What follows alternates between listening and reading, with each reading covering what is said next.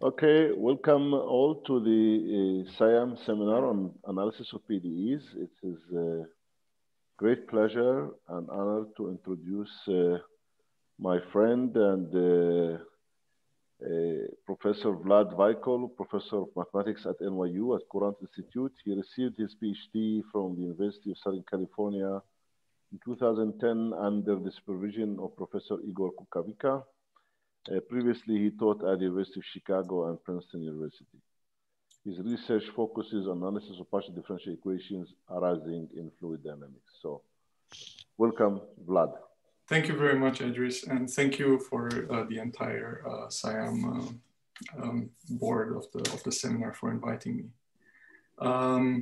I hope that this talk will be still interesting to some of you, because I know that you must have seen Tristan or Steve give a very similar talk in the not too distant past. So everything I'll be talking about in this talk is joint work with Tristan Buckmaster and with Steve Shkoller. And the talk is about the formation of singularities for compressible Euler from smooth initial data. And I'll start by recalling the compressible Euler system in the non-isentropic form. So we have here the conservation of momentum, conservation of mass, and the transport of entropy. And you see the pressure gradient here, and the pressure is related through a constitutive law through the density and the entropy, and this is one of the classical ones. Vlad, we don't see, I still see your front slide. Are we supposed to be seeing some equations? Yeah, you're supposed to be seeing some equations. No, I still see your, I think you have to go into display, there we go. But also you're not in display mode. Oh, great. Yeah, just press Control L. So I think what I have to do is share my whole screen. Yes. And then go to display mode like that. Exactly. Do you see now the slide? Very good. Yes. Sorry for this issue. Perfect. So, okay. Density, conservation of mass, entropy, transport, constitutive law for the pressure. And one of the parameters that is going to play an important role in our analysis is this adiabatic exponent gamma, which for us can be any number strictly larger than 1. And it's more convenient to not work with gamma itself, but rather with this parameter alpha, because this is the power of the density which appears when you define the sound speed. So just keep in mind for the remainder of the talk, whenever you see this alpha, it's nothing but the adiabatic exponent minus 1/2, and the reason is that this is related through the sound speed as such. Now, of course, if you take initial entropy to be a constant, then this transport says that it remains a constant. E to a constant is a constant, and you recover the isentropic Euler system, in which the pressure is just given by the classical power law pressure, and again, the sound speed is given by the alpha power of the density. Okay, so these are well-known equations, and a lot is known in 1D.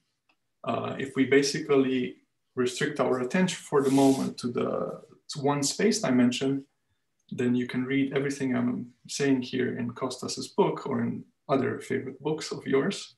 But basically, going back to Riemann, the analysis of singularity formation was done through these Riemann invariants, so-called Riemann invariants, which are basically just linear combinations of the velocity and the sound speed. Okay, so remember the sound speed is just related to this. And the beautiful thing about these Riemann invariants W and Z is that they solve a system like this of transport equations with different velocities, λ1 and λ2. And λ1 and λ2 are themselves linear combinations of velocity and sound speed. So in particular, in this evolution, let's say for W, let's focus on the W evolution. If you were, for instance, to take Z, the second Riemann invariant, to be 0 at time 0, then the transport says it stays 0. You look then, what is λ2? It's just a constant times W, and you see the Burger's equation. So you see that somehow embedded in the compressible 1D Euler system is the Burger's equation. And based on this, you can try to analyze singularity formation. Now, of course, we understand everything there is to know about the Burger's equation, but this is a bit more complicated, although it seems like a benign modification. And let me just say one thing, which I guess when I teach burgers to my PDE undergrad students, I don't emphasize enough. Even for 1D burgers, it makes a big difference what kind of singularity forms if you start with smooth datum versus non-smooth datum. So if you just start with a classical ramp, constant, linear function, constant, then of course we know that this is what we teach our students, that in finite time, which is 1 over the slope of the ramp, you will get a jump discontinuity. But what if you just take that ramp and you slightly smoothen it out, right? So you see this is a smoothened ramp. Then what happens is that at the first time when the gradient becomes infinite, the solution is actually not discontinuous. Instead, it has a cusp there. There's a point there in the center where the solution, the one I've drawn here, actually has a C1/3 cusp. And I feel like we don't teach our students this important distinction well enough. And you will see that this is actually the stable situation that is relevant for the Euler system. Okay, so now I'll show you a silly simulation for isentropic Euler, in which we are trying to basically see what happens when you have a situation where you have a most negative slope at one point here, 0, and then the solution is smooth everywhere else, okay? So we don't want to start with Riemann data or such things. We always want to start with smooth initial data. And then you let this run, and you see that there is basically exactly what you think is happening. The wave is moving to the right, and basically now a singularity has formed. This simulation is with viscosity. You can basically run it after the singularity, and in 1D, you can see this shock propagation, eventual convergence to the n-wave system. But I just wanted to emphasize that this is the classical picture we expect. Nonetheless, if you just make a tiny modification, so now what you see here is actually 1D compressible Euler, but non-isentropic. And what is happening is that there's a very small gradient in the entropy. And what you will see happens is very different from the previous picture, because in fact, 2 shocks form and one travels in the opposite direction, which is not a Burger's singularity. So this is really due to the non-isentropic nature. And in fact, much more complicated things can happen if you allow for large initial entropy gradients. So if you have a large initial entropy gradient in your 1D Euler system, then actually you can have 2 shocks form, basically almost at the same time. And then they travel in these opposite directions. So I'm only showing you these pictures to emphasize that even in 1 dimension, the structure of singularities in the Euler system is actually pretty rich. It's not just 1D burgers. Of course, needless to say, in several dimensions, much more interesting things happen also. So basically our analysis is going to be based on a generic singularity formation, which is self-similar. And for 1D burgers, there is an explicit stable self-similar solution, and it looks something like this. It basically steepens, and this is the cusp 1/3 I was alluding to earlier at the beginning of the talk. So this is again burgers, an exact solution, smooth, and at this first time you have a singularity with a cusp. And this profile is explicit. It's been known for many decades in the context of Pronto. And this is going to play a role in our analysis. Now let me go back to some historical remarks. For the 1D Euler system, again, using Riemann variables, Z and W, Lux proved that if you have initial smooth data, which at one point has a most negative slope, which is basically, let's say, -1/epsilon, then in time epsilon, you have singularity. I mean, it's time order epsilon. You can give upper and lower bounds when this time is actually epsilon plus constant higher powers of epsilon, okay? But it doesn't actually say what happens. And basically the proof is there's a part which is by contradiction. And then there have been many, many extensions of this work. Let me not go into details. We know a lot more, but not everything. Oh, sorry. These clicks. So I just wanted to say that if you go to higher dimensions, you also can prove singularity formation, but again, by contradiction. First was done by John for wave equations, which fail the null condition, whose nonlinearity fails the null condition. and then by Siderius for the Euler system, where he established a virial identity for this momentum variable here. Basically, all these proofs say that you cannot have a classical, so a C1 solution for all time, but the proofs do not say what happens. So I just want to say again that in several dimensions, the zoo of possible singularities is even more rich than in one dimension. And this simulation, due to Steve and his collaborators, is basically an explosion problem where you have at time zero, the density is supported in this ball, and then you let Euler run. And you see what will happen is that this density will start to expand in a radial sense. It will hit the wall, then it will travel in this angular direction along the direction of the radius. It's going to hit the next wall, and so on and so on. And all these reflections and propagation of singularities with walls, I mean, Gichan is on the call. He can tell you a lot more about this. But all I meant to say here is that this is a very rich family of phenomena. This is why it was pretty impressive work by Christodoulou, who basically treated the irrotational Euler system in several space dimensions. So again, I'm emphasizing isentropic irrotational flow. And he basically proved that you still can establish rigorously that a shock forms. And basically the idea of Christodoulou is to take a plane wave, so just a simple ramp extended as a constant in the other direction, and then let this run. The plane wave itself wants to turn over, so a simple perturbation will also form a singularity.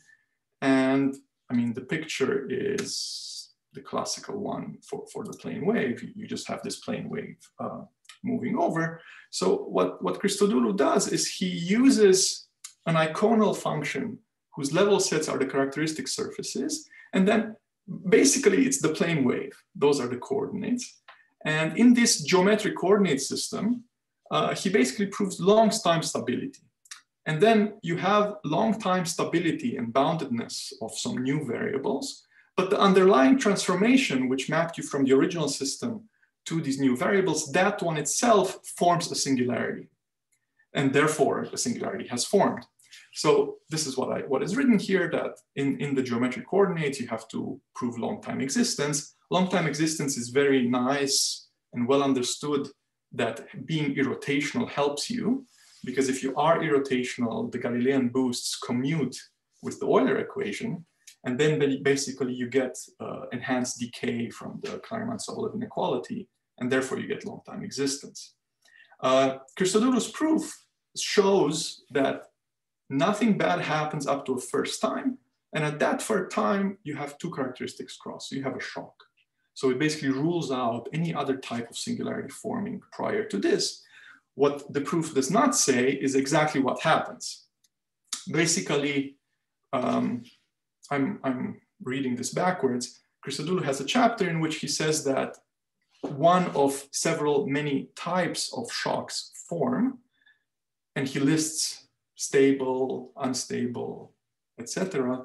And he lists all possibilities, but the proof cannot read off the possibility. And I just want to say that for irrotational flow, it's well known that Euler is a second order wave equation for the velocity potential, and works on the wave equation with nonlinearity with null condition, which fails, goes back earlier to classical works of Alinac in 1999, who establishes finite singularity formation, for instance, for this paper. So again, in multi-dimensions, Christodoulou gives you single shock formation, but it does not tell you exactly what happens at this first time of singularity. So everything that I've mentioned so far was in the irrotational setting. Now, there has been recently a very nice work by Luck and Speck, who revisited Christodoulou's construction, and they made a small perturbation by adding vorticity to the system. Now, although the vorticity is order epsilon, this actually requires a lot more work to be done, because all of a sudden, you basically have to couple sound waves, which existed before, even in the irrotational setting. These sound waves are going to start to interact with vorticity waves. So even if the vorticity is small, you're going to have interactions. basically Luck and Speck maintain a modification of Christodoulou's framework, and they are able to pull off that for order epsilon vorticity, somehow the same picture holds and the same result holds. Singularity forms, it's a shock, meaning two characteristics cross, but we cannot specifically say what happens. So our objective when we approached this problem was to basically try to develop a framework in which you can basically give me data, initial data, which is smooth. And so also it has to be generic, so it has to be in an open set, in a topology. And I want you to tell me when the first singularity forms, exactly what happens. And basically I want to know where the singularity happens, when the singularity happens, how does the solution look like at the first time of singularity. And another thing that we wanted to do is to create a framework which is very robust, that it would allow not just interaction of sound waves with vorticity waves, but potentially also with entropy waves, because it's well known that once you have entropy waves, they can produce vorticity by themselves through the baroclinic torque term. And I will revisit this later. So this is our objective. But I want to add that there are other types of singularities in multiple dimension, which I have alluded to earlier. And recently there was a very nice work by Merel, Raphael, Roniansky, and Seftel, who prove a finite time implosion singularity. So this is a different type of singularity where the density and velocity become infinite at one point. This is not a shock. Okay, so again, besides wanting to establish this stable singularity formation, I would like the picture itself to be stable. So I want to know, okay, so as I said earlier, I would like to know that at the first time something bad happens, I want to know the set, the geometric spatial set on which the shock lives. And I also want to know exactly how smooth the solution is at this shock. I also want to know where it happens, but moreover, I want to know that if I perturb my data a little bit, that this picture is stable. What do I mean by this? I want to establish a theorem, singularity forms. Maybe it's gonna live at one point. I would not like it if a small perturbation forms a shock at 2 points. Okay, so I would really like to have stability of the picture in the proof. That's one of the things which we require of the argument. And basically as a proof of concept, what we did with Tristan and Steve, we first looked at 2D Euler with vorticity. So here the vorticity is going to be order 1, but under an additional symmetry assumption. And the symmetry assumption is called azimuthal symmetry. All the action is happening in the angular direction in polar coordinates, okay? So we're starting with Euler. I will exactly write you the ansatz in a second. What you will see is some action happening along this angle when I start to play the video. And indeed, you see there's some wave motion going in this angle, and bam, there's a shock already formed. And now, because we are running a simulation with vorticity, you can further propagate this shock. So this is a proof of concept. Again, it's not our main result. But it basically goes to say that you can have order 1 vorticity, because when you rotate, you have order 1 vorticity. It doesn't have to be epsilon. And yet you can understand very precisely singularity formation. And this azimuthal symmetry, which I mentioned, is very simple. Basically, the theta and r, so basically the velocity components are multiples of r. All the action happens in the theta direction. And then the density has to be a different power of r related to the adiabatic exponent. And then basically, once you make this ansatz, you notice that the symmetry is preserved by the flow. And what you do is you go back to a new version of these Riemann invariants, but they're basically very similar, the linear combinations of velocity and sound speed, except that only angular velocity will be playing a role, not the radial velocity. And then you write down the system satisfied by W and Z and the radial velocity, so W, Z, and A. And what I've done here is something that I've also done on one of the early slides. You can see that somehow in this system, if you only keep the blue terms, you recognize the 1D Burger's equation. And you would like to basically build some kind of theory which says that this system is somehow stable with respect to the Berger's picture. Now, you cannot actually set these equal to 0, even if they are 0 at time 0. So it's a bit more complicated. By the way, the specific vorticity, which is the vorticity divided by the density, is transported. And that's going to give you, for free, a bound on the theta derivative of A. So in this azimuthal symmetry, our main result says that you start with smooth data at time minus epsilon. At this time, the angular velocity and density has a negative slope. It's of size 1 over epsilon. And the other, the non-dominant Riemann variable and the radial velocity are order 1. And then basically in time, epsilon plus a bit, right? So you go from epsilon to 0, but you may make a small error. You form a singularity. This time is computable, namely, you can write the formula down for it. At this first time of singularity, the radial velocity, the non-dominant Riemann variable, and the L infinity, these remain even differentiable, no singularity forms. But the dominant Riemann variable remains bounded and is only Hölder 1/3.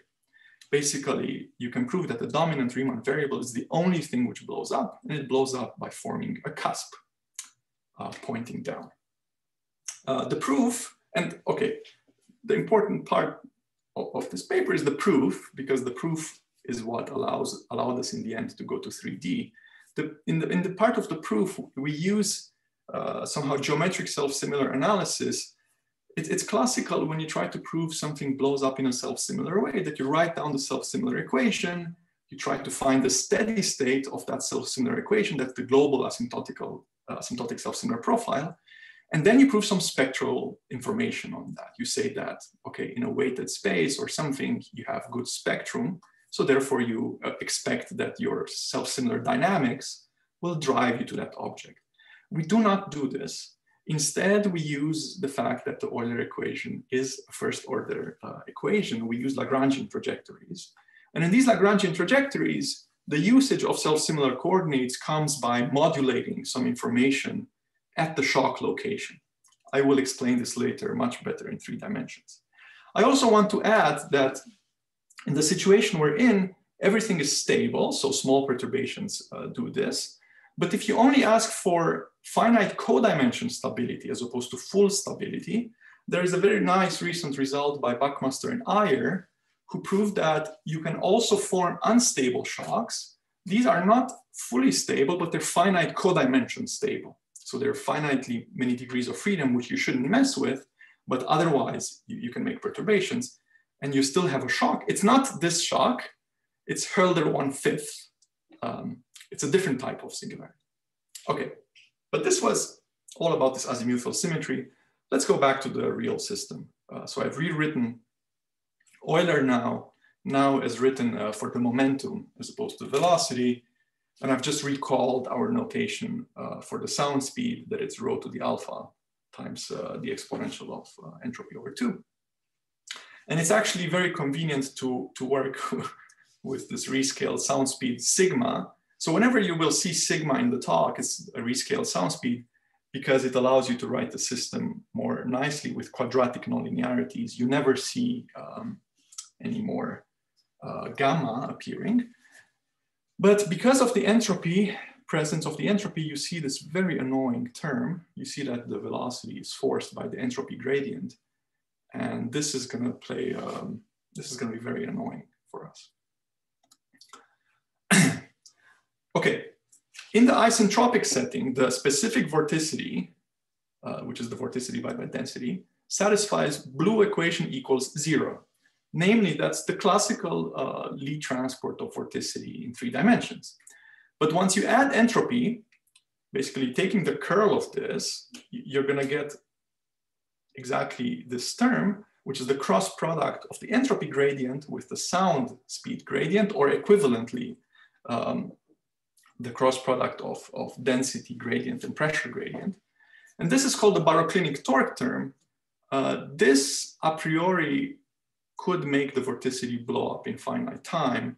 And it's this term which also can produce vorticity instantly, even if you start with no vorticity at time 0. So this is a major difference between the isentropic problem and the non-isentropic problem. Moreover, you're going to have sound speeds interacting with entropy, sound waves interacting with entropy waves to actually produce vorticity. This is going to be part of our theorem. And I just want to give you a warning, sorry. This term in L infinity blows up. I just want to give you a warning. In our proof, we will show that this term blows up, but you will see the vorticity itself does not. So something very strange is going to happen. Okay, the proof is based on self-similar analysis. You can switch from your original Cartesian setup to which is xt, to self-similar space-time variables. So we're basically going to do something in space. I'm going to explain exactly what.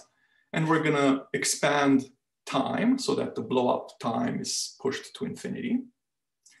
And instead of the usual velocity, rescaled sound speed, and entropy, we're going to work with geometric Riemann variables, which are going to have, again, a dominant Riemann variable W, subdominant Riemann variables Z, something which plays the role of the radial velocity component, A, and the self-similar entropy. Now, for the dominant Riemann variable, we would like to somehow use the fact that if you take this and you put the 0, 0 in the other two coordinates, you have an exact solution of 3D burgers, which is self-similar. And this is the solution W bar. It's an explicit function.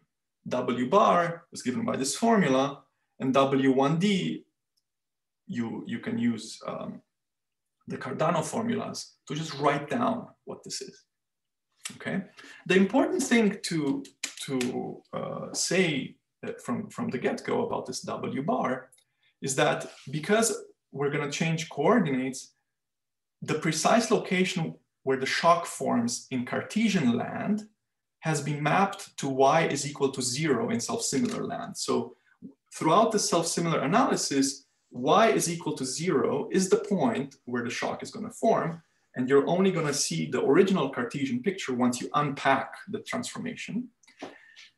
And if you look at the Hessian of the D1 derivative of W bar at 0, you're going to get the matrix, which is diagonal with entry 6, 2, 2. And in particular, it's positive definite, strictly positive definite. And this, Christodoulou does mention in the book that this is what should be the generic shock profile. Okay, so first a picture of 3D burgers, 2D burgers, sorry, I cannot plot 3D. So this is what happens in 2D burgers. That's how the shock forms. You start from something nice and smooth, you let it run, and there's a point there, a single point where a singularity has formed. In this direction, it looks like a pointing down cusp, but in this direction, you actually have a parabola and an inverted parabola. You have smoothness in these directions orthogonal to the shock direction, and you have cusps forming along the spine of the shock. Now this is burgers. What happens in Euler? In Euler, this is, sorry, how do I move to the next slide? Okay, this is a density in Euler, so a very similar picture. We have constant density far away from a point. We have a disturbance, which is smooth, and we let this run. And this is what happens in 3D Euler. A singularity has again formed. Again, it's at one point there. It's hard to see. It's in this direction, along the spine of the shock. You have a cusp. And in these directions, which are orthogonal to the shock direction, you again have these paraboloids. You see that the picture is not quite the burgers picture, because Euler is not burgers, but it does retain asymptotically as you zoom in near the singularity, it does retain a lot of the same features. So what I'm going to show you next is the same picture, but viewed from the side. because when you look at the side view, you're going to recognize maybe partially the 1D picture. So it's a bit hard to see, but a singularity has already formed here. And you can, I'm just going to play this again. That's why I went back and forth. You can see that the shock is moving in one direction, and this is what we would like to capture. So let me talk a little bit about these geometric coordinates. You have the self-similar evolution for the dominant Riemann variable in some variables which I haven't even defined for you, but let's pretend they exist. And I've also told you that for Burgers, there exists W bar, which is a global self-similar profile. What does it mean that your solution, as time goes on, looks like the self-similar profile? For us, what it means is that at the shock location, which is y is equal to 0, the first two-level order Taylor jet of the solution, so the function, its derivatives, and its Hessian, is identical to the one of W bar. So we would like to somehow dynamically constrain our solution to have these 10 objects. Okay, 1, 3 is 4, and this has 9 entries, but of course there's only 6 degrees of freedom in those 9 entries, right? So 10 in total. We would like to maintain them to be the same as for W bar. And for that, you need to modulate, but to modulate, you need to have degrees of freedom. And Euler does have a large symmetry group, the Galilean symmetry group, but in particular, it has, we're gonna use more than just the Galilean symmetry group. So what we're gonna do is we're gonna modulate the speed of the shock. That's gonna enforce one constraint, the time at which the shock happens, another one, then the location of the shock, which is 3 space dimensions, the direction of the shock. So if you imagine you're on S2 and you want to say that you blow up along one direction, that gives you 2 degrees of freedom to jiggle around in. And the most delicate one is, remember in these pictures, which I've tried to show you, when the shock forms, okay, you have a shock direction, but what happens to the curvature of the shock front in the tangential directions? That's actually the most delicate part of the analysis. And in order to modulate that thing, the curvature of the shock front, if you think about this, this is a 2-dimensional manifold as viewed over the shock direction, you're going to need 3 constraints for the second fundamental form. Okay, again, this is slightly different than how modulated self-similar variables are used in classical, let's say, dispersive PDEs. Okay, so now let me actually tell you what these self-similar coordinates are. So the first thing we do is we rescale time so that the model problem is Burgers with 1 in front as opposed to this number. So I just don't want to see that number, okay? So basically I'm doubling time or whatever. Then what I'm doing is the following. I'm going from the variable x to a variable x twiddle by shifting with an object called xi. Xi of t is a point in 3 space, and it's going to track the shock. So this xi tracks the shock. This rotation matrix R is going to take my vector u, and it's going to tilt it so that it always looks like u1 blows up, but u2 and u3 do not. Okay, so you slightly change your point of reference, and then in these new coordinates, you obtain a slightly different system for the velocity and rescaled sound speed. The vorticity, you also have a new specific vorticity. It satisfies a system which is, okay, similar and with a similar term. So that's number 1. You rotate and you move along with the shock. Number 2, and this is the delicate part, is you want to parameterize as a graph this shock front. So we're going to designate the 1 direction to be the one along which the shock happens, and the 2 and 3 directions to be the tangential ones. So we're going to view the shock curve as a graph over x2 and x3, and we're going to parameterize it with these coefficients, phi nu gamma, where this is symmetric. And throughout the talk, when you will see Greek indices, they only refer to the 2 and 3 tangential directions. Now, associated to this parameterization, you have a new normal vector, the normal vector to the shock front, which is this capital N. Please think of this N as being E1. It's a perturbation of E1. And then you have two tangent vectors, T2 and T3, which play the role of E2 and E3. Now, using these coordinates, you first of all flatten the shock curve, and then you go to new variables which satisfy an even more complicated system. Let me not dwell on this because it's not that relevant. But now comes the relevant part. Once you have done all this manipulation, you create new Riemann variables. But how do you create them? In 1D, it's clear. You take linear combinations of sound speed and velocity. What do you do now? The only type of velocity which is going to be relevant for the shock formation is the velocity along the n direction, because this is the direction along which the shock we're going to form. So you do linear combinations of u dot n and the sound speed, and then you keep all tangential velocities, you keep them in this a vector. So this is a2 and a3. And then you do the classical rescaling. One thing to emphasize is that the rescaling in the x1 direction goes like basically tau minus t to the 3/2. So in self-similar coordinates, you have this exponential to the 3/2. But the tangential directions are rescaled with tau minus t to the 1/2, which is again, as you expect. This tau modulates the time of shock formation. And the final variables in which we actually do the analysis are not these Riemann variables, but they're self-similar analogs. And okay, besides going from x to y and t to s, for the dominant Riemann variable, we also need to modulate the shock speed. So I want to basically capture the value of capital W at 0 in this parameter, which is just a function of time. And the rest should go to 0. Okay, so summary. If you want to study asymptotically the self-similar blowup, you have gone from, instead of passing little t to t star, you're passing the self-similar time to infinity. E to the s is now what would be 1 over t star minus t. And now the self-similar variable in the dominant direction rescales like e to the 3s on 2.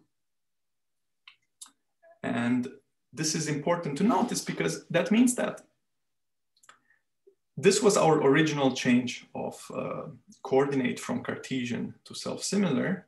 So now take an x derivative. If you take an x derivative, this becomes e to the 3/2 s times a y derivative.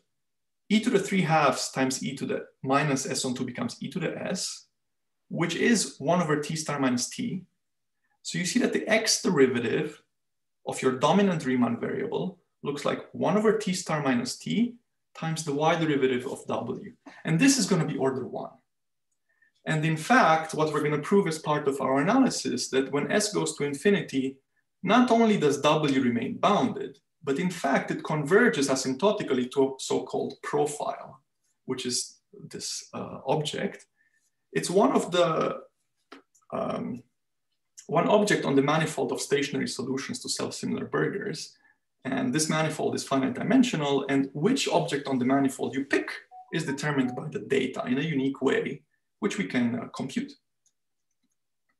Okay, in self-similar coordinates, the very nice and beautiful Euler system has become kind of ugly.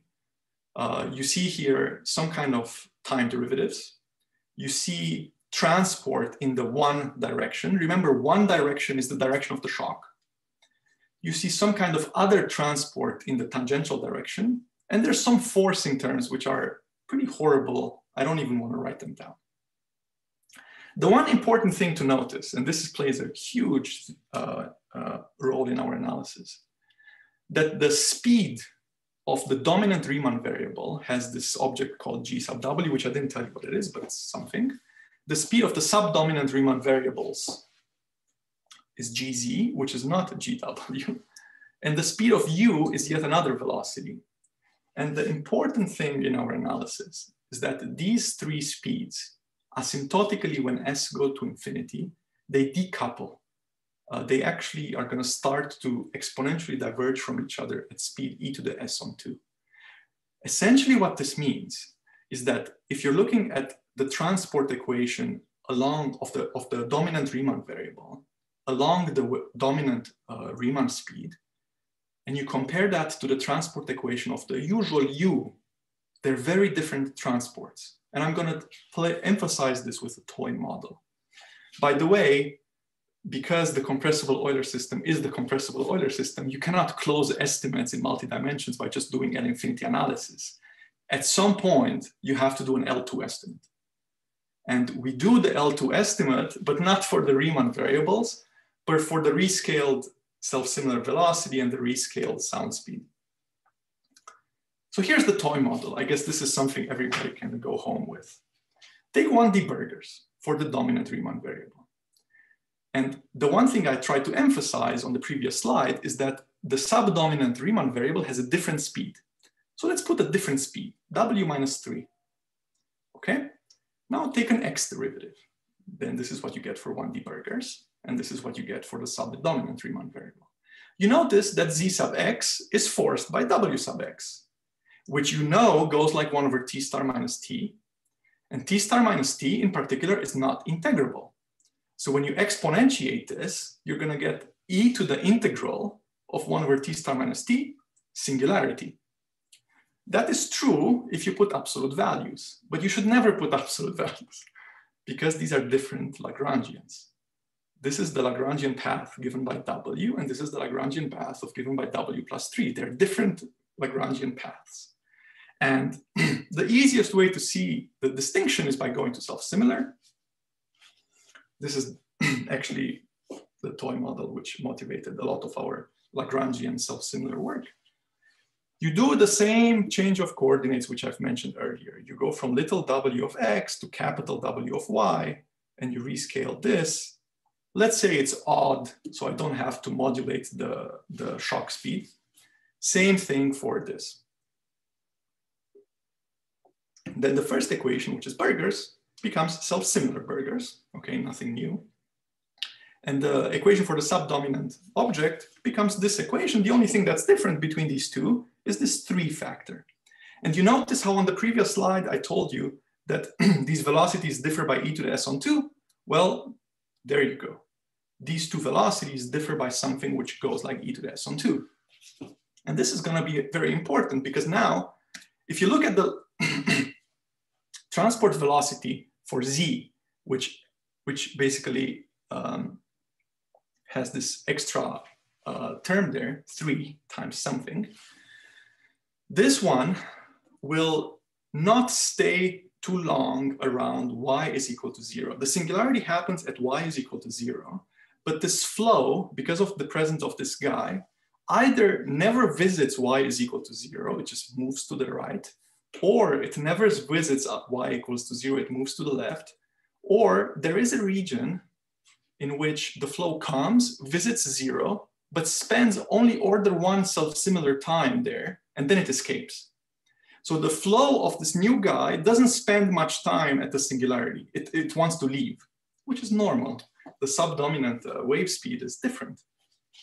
And once you realize the fact that this Lagrangian path escapes like e to the s on 2, then basically you can look at the x derivative of z, which is the guy I was trying to convince you that it doesn't blow up, and it becomes this. And now the question is, what does this satisfy? It satisfies transport with this force. So if I want to know what this is, it's whatever it is at time 0 times the exponential of dyw along this flow. But this flow grows exponentially in time. And dyw decays in space algebraically. So when you compose this dyw with a flow which escapes exponentially, the composition is time integrable. And that's why, when you go back here, the exponential of this guy integrated globally in self-similar time is finite. And that's basically what is written on this slide. But It's this somehow exploring in self-similar Lagrangian land the different wave speeds. That's key to our analysis. So I'm going to summarize the proof on one slide. The main part of the proof has an L-infinity type, not the main part, a big part of the proof has an L-infinity type analysis, which is, which is done in Lagrangian land. It's done not for W, but also for its derivatives. And by the way, the more you differentiate the self-similar equation, the more damping you get. And this is the amount of damping you get. And there is a level of derivatives after which this damping becomes positive. By the way, the first few levels of damping are negative, which should cause exponential growth. But if you differentiate the equation 4 times, this damping becomes positive. Then you get a global estimate on the 4th derivative. But if you have an estimate on the 4th derivative and you know the Taylor series at 0, then you can get information on the 3rd derivative, 2nd derivative, 1st derivative, near 0 only, not far away from 0. What do you do far away from 0? You do an L2 type energy estimate, which basically is trying to tell you what happens at far away. And it works in a finite HS norm. And if you just do these things, it doesn't close. And the reason is that the vorticity enters, it wants to create in self-similar lang some logarithms. So instead of doing the vorticity in self-similar land, we go back to the original land of Cartesian coordinates, and we unpack our geometric framework. And that's actually where we get vorticity estimates. Okay, let me summarize. So I'm just gonna state the main theorem and I'm gonna conclude the proof.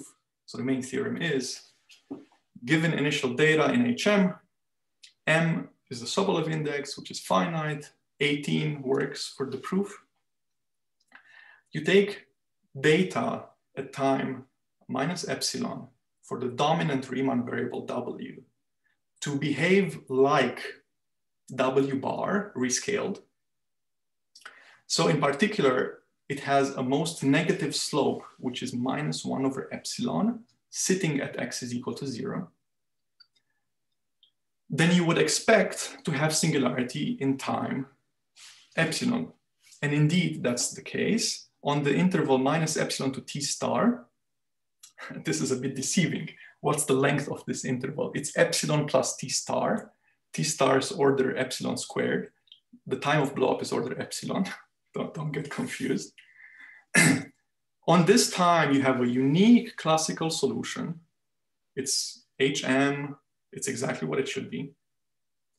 Uniformly up to t star, the velocity, the density, the entropy, and the vorticity are bounded from above and below. In particular, you don't have vacuum forming.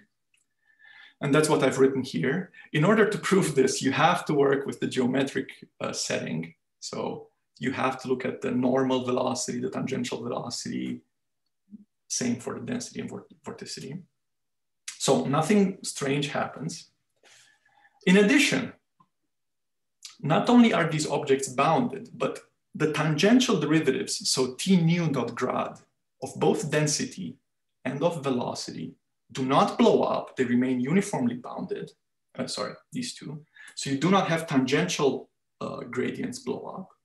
And in fact, the normal gradient of the tangential velocity also does not blow up. So this is the normal gradient of the tangential velocity. It also does not blow up. So far, so good. I've only told you, the only things I haven't told you is what happens to the normal derivative of the density and to the normal derivative of the normal velocity. And that's the main point of the theorem, that as t goes to t star, this singularity tracking location psi has a limit, psi star. So that's going to be our finite, this is going to be the location of the shock. And along this moving shock location, the normal derivative of the density and the normal derivative of the normal velocity both behave up to constants like -1 over t star minus t. So you're going to have singularity. Now, at this final time and final location, what you see is a cusp. It is a Hölder 1/3 cusp. But more actually happens. These last two bullets. The Lagrangian flow of U, so of the original U, not of the dominant Riemann variable. This one actually remains nice and bounded all the way to blow up. So even though it's forced by something which blows up, that object which blows up along a different Lagrangian path. So when you look at this guy along this Lagrangian path, it does not blow up. And the last point, I've only kept on the slide three things in red, but singularity forms. And even if you start with irrotational data, the baroclinic torque term instantaneously creates vorticity. And this vorticity lives all the way up to the shock.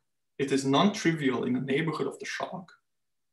And we can actually quantify exactly how much vorticity is created in terms of, again, the initial data and the misalignment of the pressure density gradients at time 0. So that's the main, I know it's a mouthful, but okay, that's the main theorem.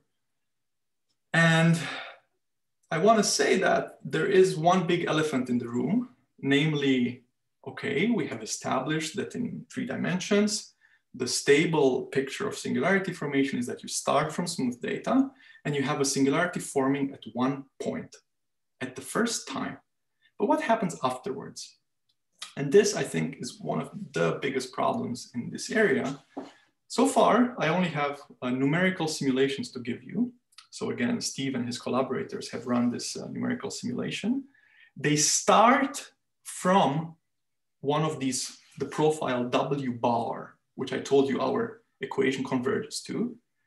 They put some viscosity and they run Euler with viscosity. And this is what happens. So instantaneously after this 1-point shock forms, instantaneously a codimension 1 surface emerges and you have a jump across a surface. So at the first time you have a singularity at the point, but instantaneously afterwards, you have a small, basically ball, ellipsoid, and you have a jump along that thing. Now keep in mind, due to classical works of Andy and other people, if you start with discontinuous data, you can propagate discontinuous data, but this is very different, right? We're saying we start somewhere back in the past with smooth data, you form this first singularity, and the major problem is what happens a little bit after that. And after that, we then have other theorems, such as Maida's, which tells you what happens, Maida and other people. And with this picture, I would like to end the talk. I know there were parts which I've gone a bit fast over because they were very technical, but I just wanted to give you a feeling of what's going on in this analysis. And with this, I'll stop. Thank you very much, Vlad. So let's take some questions, if there are some questions.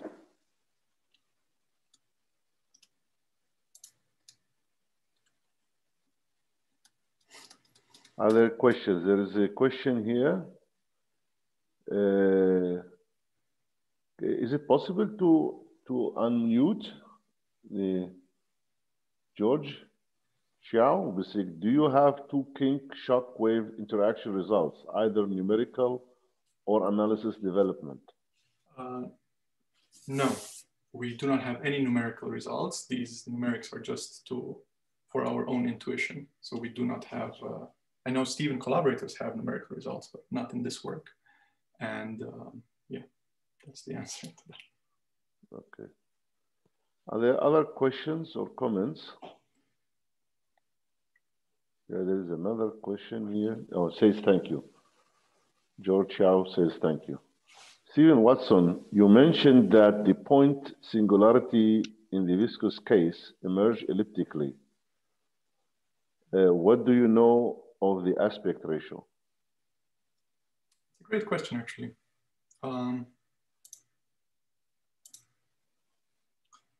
If you think about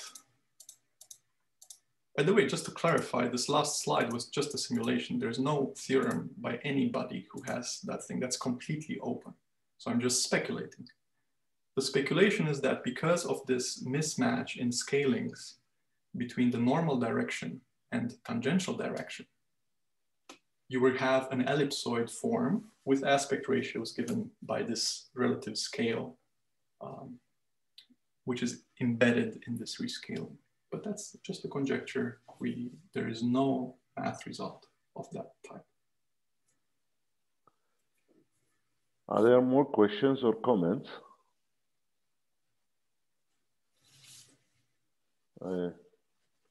I don't see any more questions or comments. Well, thanks again, Vlad, for a wonderful talk, as always. Thank you. And the next seminar will be, I think, a month from now. So, thank you. Thank you, everybody. Oh, there is somebody, wait a minute, somebody raised hand. Gabriel Francis, does he have a question? He said, no. Somebody raised hands, but okay. Yeah, so. there is. Stefanos in the questions. Stefanos, okay. There's one more, yeah, there's one more question. Is the Sobolev constant 18 something related to the problem? So that's actually a nice question. I'm very surprised it only came up now. Right. So the answer is no. Let me tell you something that is related to the problem. So first of all, as I mentioned earlier, these classical works of Christodoulou and Lux-Beck, they always say there exists a sufficiently large Sobolev index, which cannot be actually determined from the proof, but it exists. So we just wanted to write something down. Now, what do you actually need? Now, if you think about it, we're doing analysis in C4, and then we're closing the ribbon with a Sobolev estimate, right? So whatever Sobolev index there is, it has to compactly embed in C4, otherwise our analysis does not work. So I would say that H4 plus 3/2 is relevant to the problem. After that, I do not know. And I also do not know if the C4 is related necessarily to our proof or not. However, C3 is, because C3, if you remember, at some point I had a slide which said D1 of the Hessian is a positive definite matrix. That is the non-degeneracy condition. So having analysis done in below C3, I do not know how it would determine the generaticity of the shock. So that is something which is related to the problem. 18 is for our analysis to work. Okay, other questions? No questions, no comments. Well, thanks again, Vlad. Thank you all, and see you all in a month's time. Yeah. Thank you. Bye-bye. Thank you. Bye. Bye-bye. Thank you. Bye-bye.